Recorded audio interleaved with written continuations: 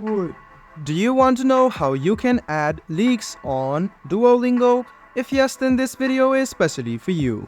Hello and welcome to AI Basics. It's your host back again with yet another interesting tutorial video. In this video, I'm going to teach you how you can add leaks to your Duolingo account. Go ahead and open Duolingo, which is on your phone. Then you can see the leaderboard option over here. Tap on it and you can see that you must finish 7 lessons to start competing on the leaderboards. After you finish your 7 lessons, you can now compete on the leaderboards, and in this page you can see the option called Join League. This way you can join the league quite easily. If you don't find it, you can contact the Duolingo support and then you can join many leagues. So you can see that there is no current leagues which you have joined because you have not completed the lessons over here.